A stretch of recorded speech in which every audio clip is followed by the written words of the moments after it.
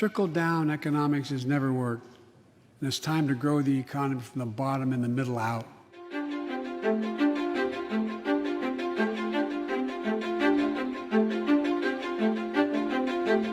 I will not impose any tax increase on people making less than $400,000. But it's time for corporate America and the wealthiest 1% of Americans to just begin to pay their fair share. Just their fair share.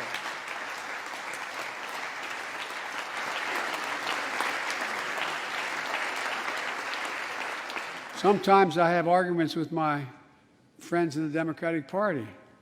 I think you should be able to become a billionaire and a millionaire, but pay your fair share. A recent study shows that 55 of the nation's biggest corporations paid zero federal tax last year. Those 55 corporations made in excess of $40 billion in profit. A lot of companies also evade taxes through tax havens in Switzerland and Bermuda and the Cayman Islands. And they benefit from tax loopholes and deductions for offshoring jobs and shifting profits overseas. It's not right. We're going to reform corporate taxes so they pay their fair share and help pay for the public investments their businesses will benefit from as well.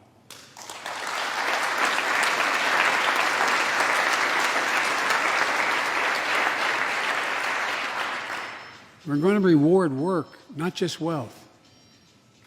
We take the top tax bracket for the wealthiest 1% of Americans, those making over $400,000 or more, back up to where it was when George W. Bush was president, when he started, 39.6%.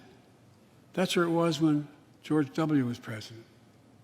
We're going to get rid of the loopholes, allow Americans to make more than $1 million a year and pay a lower tax rate on their capital gains than Americans who receive a paycheck. We're only going to affect 0.3% of all Americans by that action, 0.3%. And the IRS is going to crack down on millionaires and billionaires who cheat on their taxes. It's estimated to be billions of dollars by think tanks that are left, right, and center. I'm not looking to punish anybody. But I will not add a tax burden, additional tax burden to the middle class in this country. They're already paying enough.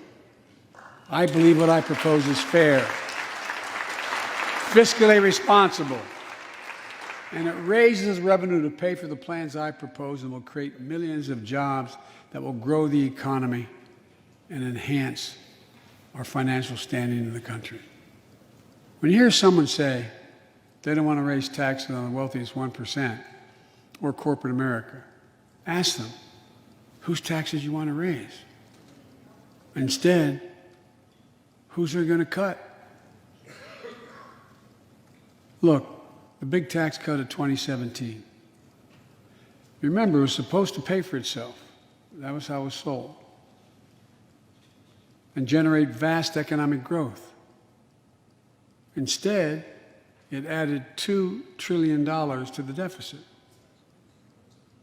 It was a huge windfall for corporate America and those at the very top. Instead of using the tax saving to raise wages and invest in research and development, it poured billions of dollars into the pockets of CEOs. In fact, the pay gap between CEOs and their workers is now among the largest in history. According to one study, CEOs make 320 times what the average worker in their corporation makes.